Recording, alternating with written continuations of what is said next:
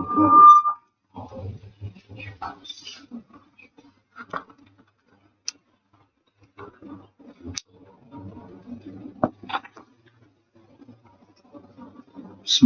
alhamdulillah, wassalatu wassalamu ala sayyidina Muhammad ibn Abdillah wa ala alihi wa sahbihi wa man tabi'ahu hidayah, amma ba'du. Fa inna asdaqal hadith kitabullah wa khairal hadi hadi sayyidina Muhammad sallallahu alaihi wa alihi wasallam. Wa syarrul umur muhdatsatuha wa kullu muhdatsatin bid'ah wa kullu bid'atin dhalalah wa kullu dhalalatin finnar. Qala al-musannif rahimahullahu ta'ala wa nafa'ana bihi wa bi'ulumihi fid dharain amin. Wa qala lan dawuh sapa alaihi salatu wassalam Kanjeng Nabi alaihi salatu wassalam, iyakum wadiyo sira kabeh wal hasada ing iri hati. Fa innal hasada mongko tuhune panasten iri hati. Hasud iku yakulu mangan apa hasud al hasanati ing pira-pira kebagusan. Kama kaya oleh tak kulu mangan opo annaru geni al-hatoba ing kayu bakar. Waqala lan ngendika sapa alaihi salatu wassalam, la yajtami'ura bisa kumpul fi jawfi abdin ing dalem wetenge kawula al iman utawi iman wal hasadulan panasten. Wahada utawi kidawuh syadidun banget. Fata'ammalahu fata'ammal mongko angen-angen sirahu ing dawuh. Waqala lan dawuh malih dawuh sapa alaihi salatu wassalam Kanjeng Nabi alaihi salatu wassalam, la tahasadu wa la tabaghadu wa la tadabaru. Al hadis. La tahasadu aja padha panasten-panastenan sira kabeh, wa la tabaghadu lan aja jengkel-jengkelan sira kabeh, wa la tadabaru lan aja ungkur-ungkuran sira kabeh. Al hadis. Maka melanjutkan pembahasan yang kemarin mengenai muhlikat,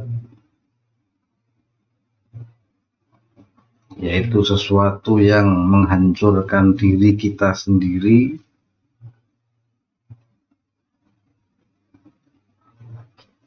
yaitu hasud. Seperti kemarin kita bahas, cukuplah pemahaman kita tentang keburukan hasud karena Allah menyuruh kekasihnya baginda Nabi Muhammad sallallahu alaihi wasallam berlindung dari hasud seperti berlindung dari syaitan, karena hasud dengan syaitan ada kemiripan di dalam kehalusannya, di dalam sifatnya. Setan ya dahulu kakeknya iblis ya hasud kepada Nabiullah Adam alaihi salam. Ya hasud dan syaitan itu sama. Maka kadang orang hasud dan syaitan bekerja sama. Orang-orang hasud ini kadang menggunakan sihir, menggunakan santet atau sebagainya, yang mereka ini bekerja sama dengan syaitan, golongan dari jin-jin. Makanya hasud dan syaitan itu satu dalam sifatnya. Dan juga bersabda Nabi sallallahu alaihi wasallam, wa iyyakum wal hasada fa innal hasada ya'kulul hasanat kama ta'kulun naral hataba. Kata Rasulullah sallallahu alaihi wa alihi wasallam dari Abi Hurairah radhiyallahu taala anhu, Rasul bersabda, jauhilah oleh kalian sifat dengki, karena sesungguhnya dengki memakan kebaikan sebagaimana api melalap kayu bakar. Rawahu Abu Dawud. Ini riwayat Imam Abu Dawud dalam sunannya. Orang yang hasud ini tidak sadar. Ia kira ia akan menghancurkan mahsud.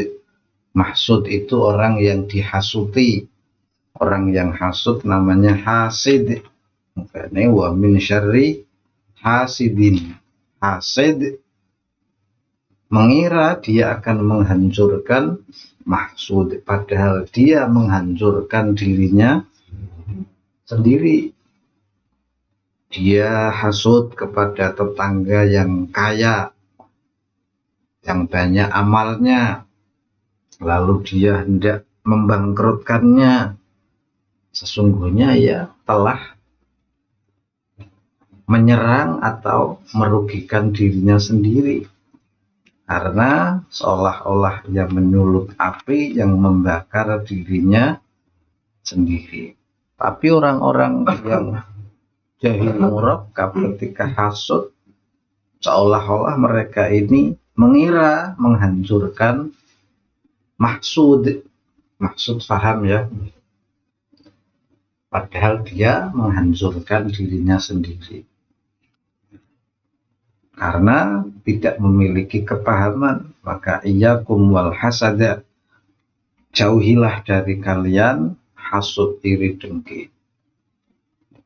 Mengapa? Kata Nabi, fa innal hasada, sesungguhnya hasud, ya'kulul hasanat, melahap, memakan kebaikan, kama ta'kulun naral hatab, resik, paham nggih? Semua kebaikannya di buku catatan amalnya terbakar roboh habis. Itu pun kalau punya kebaikan. Nara duwe kebaikan boleh wis, hah? Apa ora tambah ajur nggih. Niku hasud. Nanti hasud itu definisinya bagaimana, nanti ini masih mendalil muqaddimah dengan mengambil Al-Quran dan Al-Hadis sebagaimana pembahasan-pembahasan yang lalu. Mengapa kita tidak boleh hasud dan mengapa kita harus tahu bahwa hasud ini sangat buruk, sehingga Allah menyebutnya syarri hasid, keburukan orang yang hasud. Sing dihasuti arane mahsud, paham nggih? Makane bukan maksud nggih. Nah, terkadang apa yang kita lakukan dikira mencelakai orang lain, ternyata mencelakai dirinya sendiri. Apa yang dilakukan untuk orang lain yang kita kira bermanfaat untuk orang lain, ternyata bermanfaat untuk diri kita. Contoh, saya sering mencontohkan berulang-ulang, memaafkan orang lain, dikira itu untuk orang yang salah, padahal untuk dirinya sendiri. Saya sering memaafkan orang lain tanpa orang lain itu tahu bahwa saya sudah memaafkan. Makanya dalam Minah Husaniyah nopo beberapa kitab, Lahmul Aulia, Sumun Qatil, dagingnya para kekasih Allah itu racun yang mematikan. Kita ribah, gosip maksudnya kepada orang lain aja seperti memakan bangkai saudaranya. Bangkai nggak beracun, tapi kalau yang digosip, yang diololo itu para kekasih Allah, itu adalah racun yang mematikan. Di mana di dalam bangkai itu mengandung racun yang mematikan. Minim mematikan cahaya hati, mematikan hati ketika hari kematian sehingga kematiannya su'ul khotimah. Maka banyak para wali-wali itu memaafkan orang lain, makanya memusuhi atau gelendengi kekasih Allah itu lebih selamat ketika kekasih Allah tahu. Paham ya? Misalnya sampean nganggep saya ini kekasih Allah umpama, atau nganggep hormat ki wali wis ah. Wong tuane Hasan ki nglendengi hormat, ora ngerti niku matine cok bahaya. Luwih apik ngapurane Mbah Warmat nggih bapakku cok nglendengi sampean. Hormate cok ora apa-apa sanes tak ngapura. Bapakane Hasan ngerti napa mboten? Mboten ngerti kan? Nah niku kadang nglendengi para kekasih Allah luwih selamat, makane nek ana wong nglendengi kekasih Allah niku disampaike mawon, nek sampean melas, nek ora melas ora usah diopo. Niku kadang ana retorika seperti itu. Lah memaafkan orang lain, kenapa para aulia niki seneng? Hakikatnya untuk diri mereka sendiri.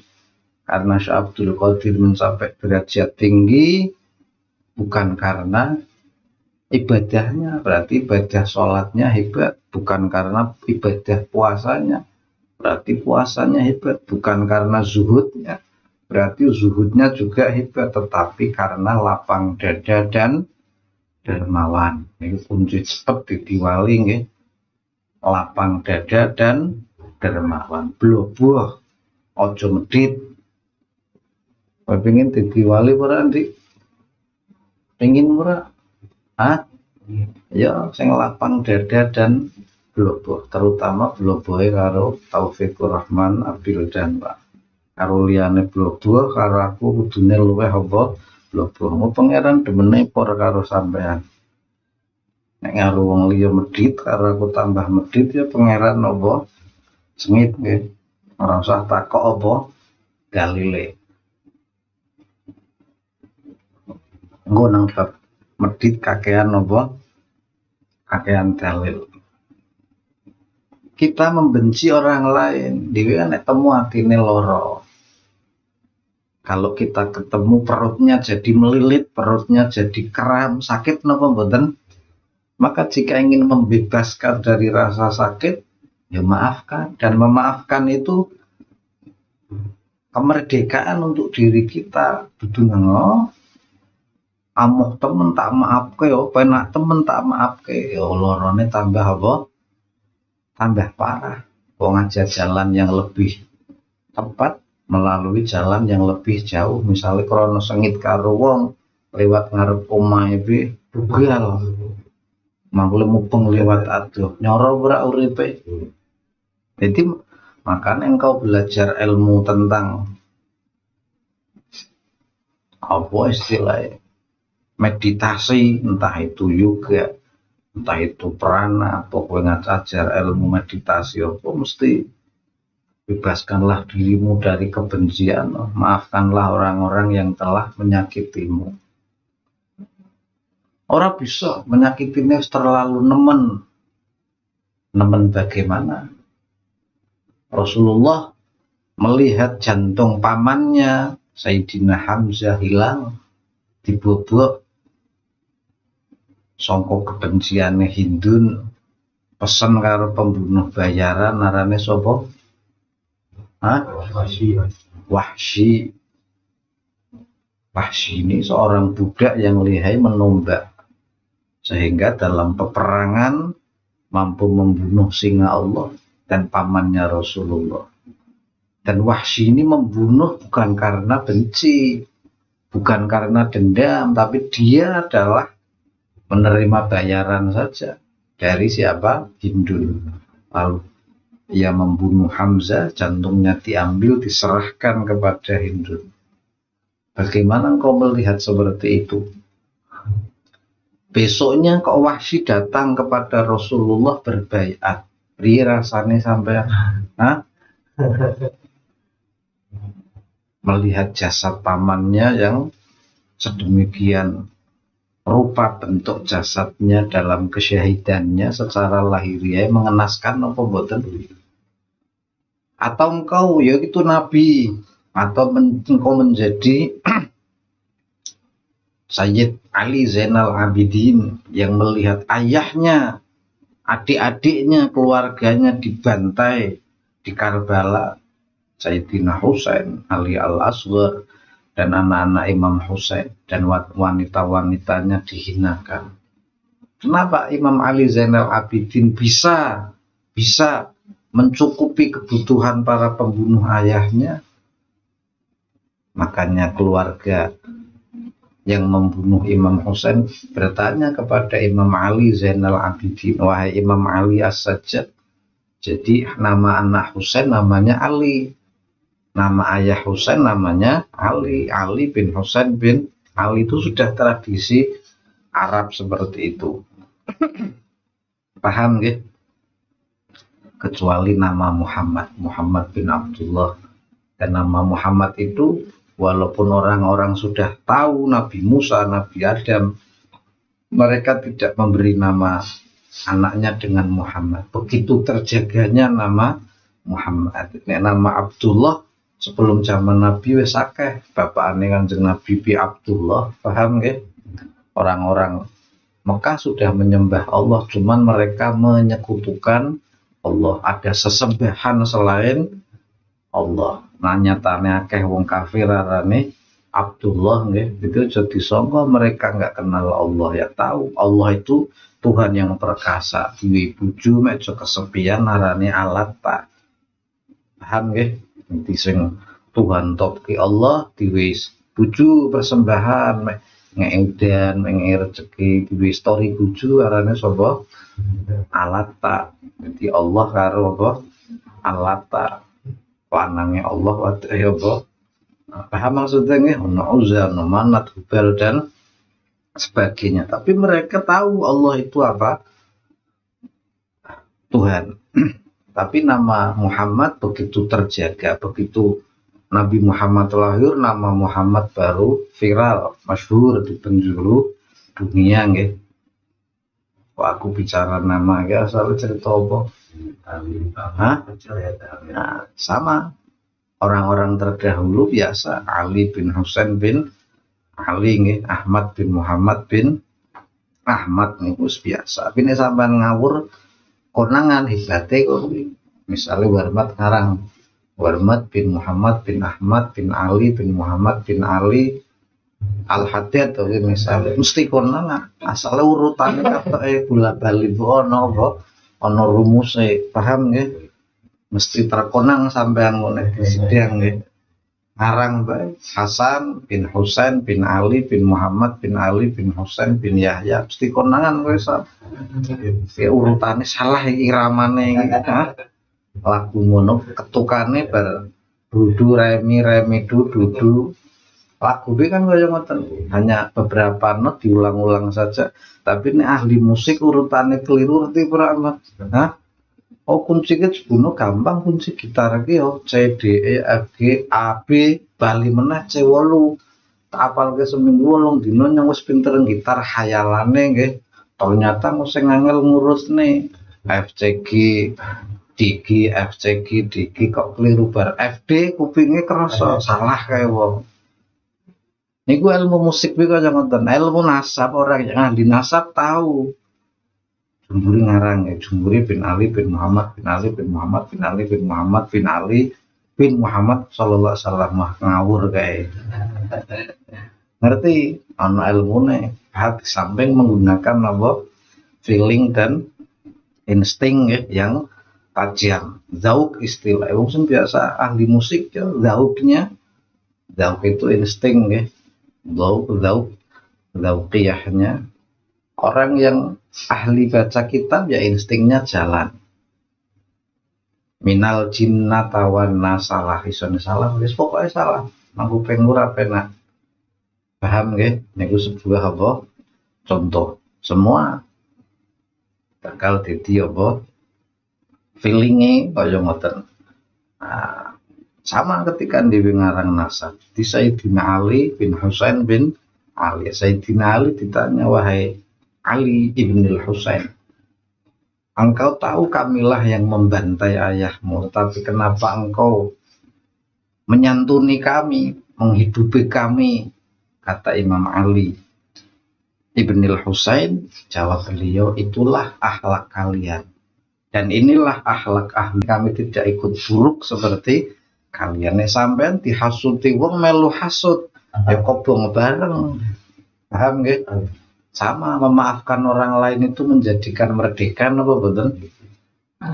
Banyak saya memaafkan orang yang orangnya tidak tahu kalau dia sudah saya maafkan. Paham nggih? Apa wong salah? Terkadang sampai mati wong kudu ngerti aku Singapura. Begitu denen mati tak jaluk ke ngapura, tak dungake sing apik-apik husnul khotimah, kumpulkan dia dengan para kekasihmu, berilah dia syafaat nabimu. Paham nggih? Ini sebuah contoh. Makanya satu ketika seorang murid hendak membebaskan gurunya, Syekh Husain bin Mansur Al-Hallaj. Kata Syekh Husain, janganlah engkau membebaskanku dari penjara ini, karena kemanapun engkau mengeluarkanku, aku tetap berada di dalam penjara. Dunia sijnul mukmin wa jannatul kafir. Dunia ini penjaranya orang beriman. Engkau mau melepaskanku dari penjara, keluar dari penjara, masuk ke penjara lagi, nggak usah. Ini gue hebatnya Al-Hallaj. Selalu sang murid yang menyelinap masuk, wahai tuan guru, beri saya 3 pelajaran sebelum besok engkau dihukum mati. Nge. Yang pertama, apa itu kesabaran? Lalu Al-Hallaj memandang pintu penjara yang berjeruji besi dan berantai yang besar. Dipandang di beliau kedepkan matanya, rantai itu porak-poranda. Tugel nggih, kata Syekh Husain Al-Hallaj, inilah kesabaran. Kesabaran itu dia bisa kalau mau membalas, misalnya nggih, aku bisa ngelawan Syakir ki enteng. Tapi lebih memilih dia bersabar. Nek sampean pancen ra iso nglawan narane disabar, sabar. Kau nyosor sabar saya, tapi nang dia nek dipegak misalnya nggih. Wong sabar ki longko karane halim nggih, halim nggih. Arif disabar apa sabar. Ini sabar temenan. Contoh jenengan pingin tuku berlian 1 kilo akhirnya bisa. Tapi saka milih disedekahke fuqara wal masakin. Biarane wong sabar. Nek sampean pingin berlian pancen ra iso sabar biarane disabar. Nah, niku Al-Hallaj, aslinya beliau bisa keluar kapanpun dari penjara, tapi yang memilih menikmati skenario Allah Subhanahu wa Ta'ala. Yang kedua, wahai Syekh, apa itu zuhud? Zuhud itu tidak mencintai dunia. Lalu Al-Hallaj mengambil kerikil di penjara, lalu ia genggam, ia buka, telah menjadi butiran emas. Kata Al-Hallaj, andai aku ingin menebus diriku dari Raja Baghdad, atau aku ingin membayar perkara ini agar aku bebas, aku bisa. Kerikil tak dungani dadi apa? Dadi emas. Ana ilmune ora ana, ora ana nggih. Ilmune arane Syumusul Anwar. Nek gelem nglakoni arane hisib Syumusul apa? Anwar, waktu makdungane. Bisa dadi zamro, bisa dadi yakut, paham nggih? Ora usah njaluk ijazah, percuma ora kuat tok nggih. Syarat nglakoni hisib Syumusul Anwar ya sampean kudu duwe wasyamsi wa duhaha, kudu hafal surat wasyamsi, ora hafal ora bakal bisa. Masalah hisib itu diambil dari apa yang tersembunyi di balik surat wasyamsi wa duhaha wal qamari idza ila akhiril ayat untuk akhir surat maksudnya nggih yang diarani syumusul anwar, matahari yang terang benderang. Nek nganggo ilmu hikmah itu karomah nggih. Dan banyak aulia-aulia yang seperti itu, Sunan Bonang, Kolang Kaling, Titik Kemas. Kune ngaji ilmu hikmah ono kabeh, bukan wong ngaji ilmu hikmah karena menen niku cok didine Republik Mimpi. Tapi diwaca Syamsul Ma'arif, Sumusul Anwar, tapi nglakonane sungkan. Nek urip koyo penake ya, tapi dong ngekon tirakat. Ngono dhisik paham nggih? Dan itu hanya sekedar pengetahuan. Dan tidak perlu dingerteni Sumusul Anwar opo. Carane doa hisi bobo Sumusul Anwar. Dan aku ya rapal tapi ya aku duwe kitabe nggih Pak Mok Colong ya tak ikhlaske. Dilakoni gendeng ya tanggung apa. Donga kan kudu ana apa ijazah. Kan alhamdulillah yang ora usah doa-doa seperti itu urip wis kecukupan, urip wis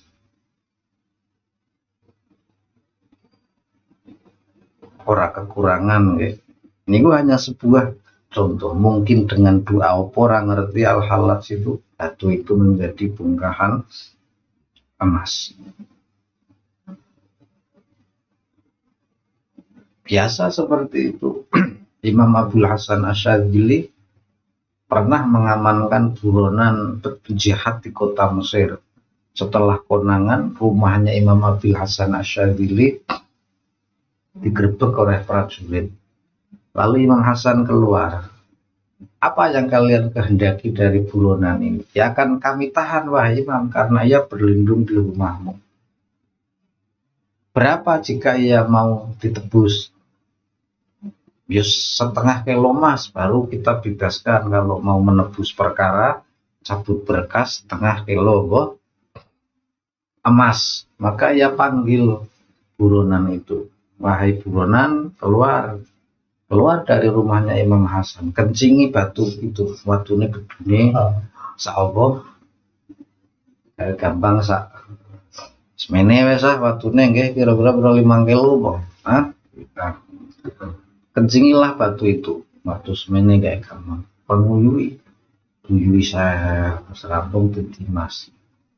Akhir cukupkah Mas Indru menebus orang ini? Didelok dibalik Mas, dibatal Mas, wah prajuritnya balik. Bagaimana aku mencintai dunia, kencingnya orang yang berlindung di rumah saya saja menjadi apa? Emas. Aslinya Imam Abdul Hasan Asyadzili pantes bae keretone bertahta apa? Emas. Niku sampean pengine kok kuwi nggih. Setelah diteliti ya kencing ini memang mengandung unsur apa? Unsur emas. Jadi awakmu iki kimiane nereno nggih. Cuman kudu nganggo teknologi, kudu nganggo apa? Ilmu kimia. Imam Abdul Hasan Asyadzili ora wis ahli kimia, karena kitab Kimia Usahadah Imam Ghazali. Kimia kebahagiaan. Nek kowe ngaji kitab Kimia Usahadah bisa nglakoni temenan ya awakmu dadi kimia, ora susah kuliah apa kimia nggih, bisa merubah apapun yang kamu niki karomah. Dan kita tidak menuntut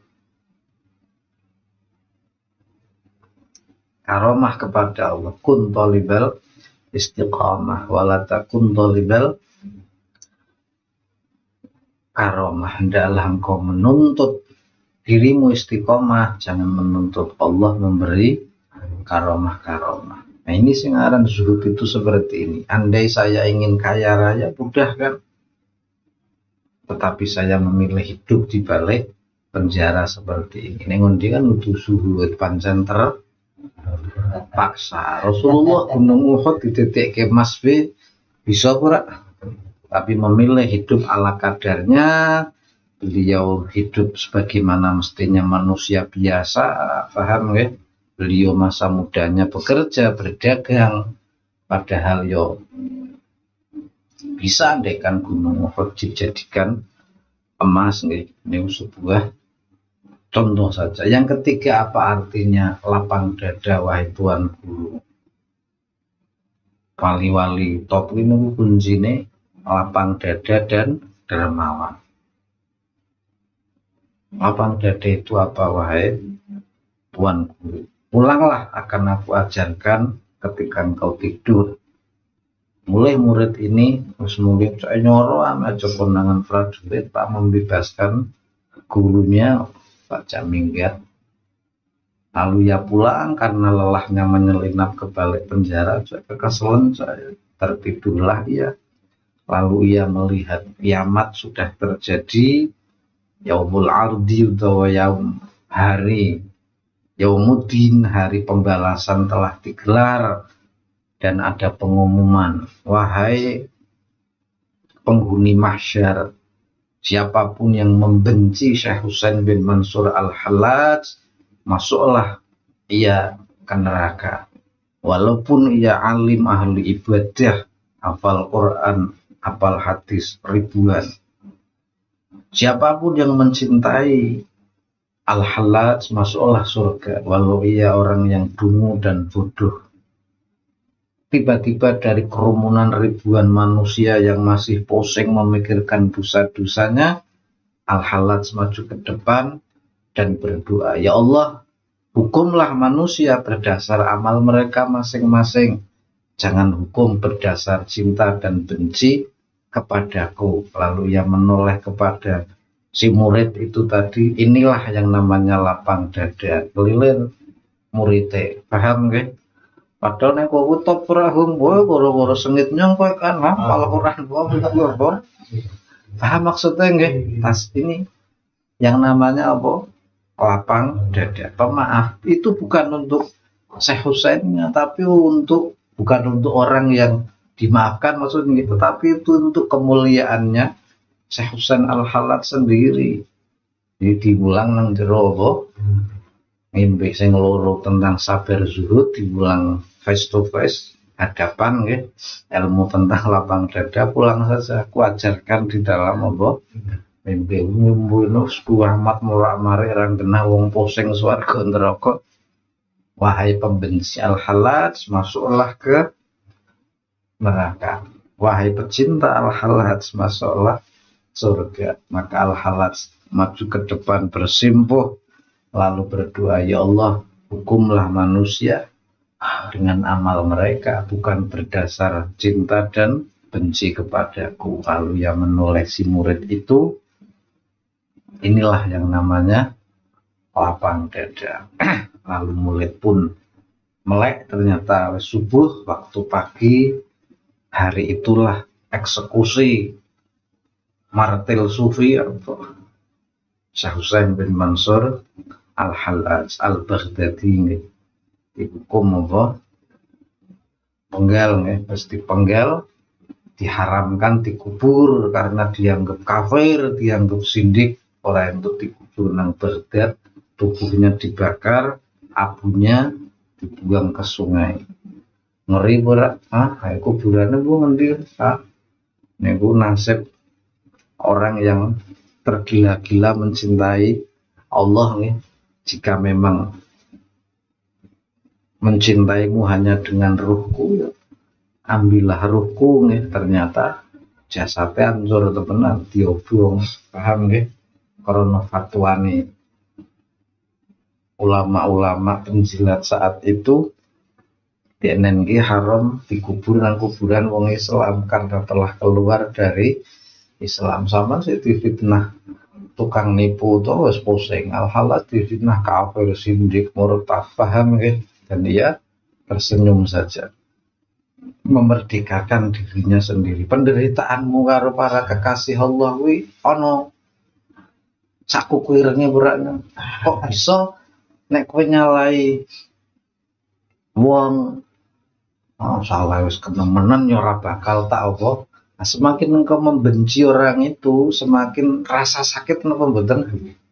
Maka memaafkan itu bukan nek perlu kowe maafke wong tanpa wonge Ya lo maaf ngatimu adem ketemu gue biasa to wong ora ono kaiki. Sing mulet kan wetenge kono. Sing merongkol kan wetenge apa? Kok wetenge kene lega tok. Aja kalah karo godhong kindul nggih. Jangan kalah sama daun pepaya. Daun pepaya saja bisa melegakan perut orang. Masa ndira iso nglegake wetenge dhewe.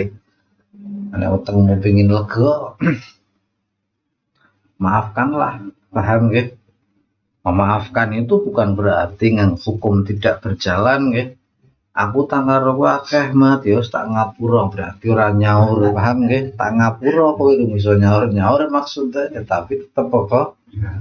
Tidak itu paham nggih. Kowe mateni misalnya terus orang itu dipenjara, ya tak ngapura salam aku ya jalan ngapura. Bukan berarti dia lepas dari penjara, wis tak ngapura.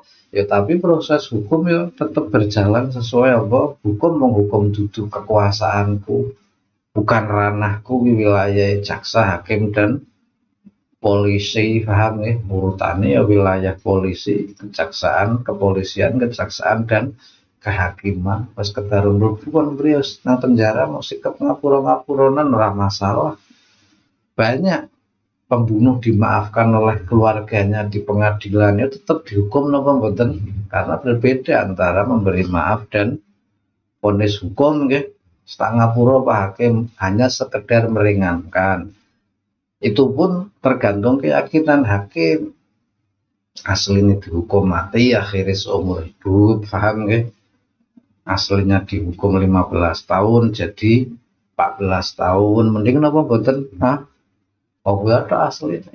Jadi jangan disamakan terus maaf-maafan utang sah. Oh itu pasal yang lain.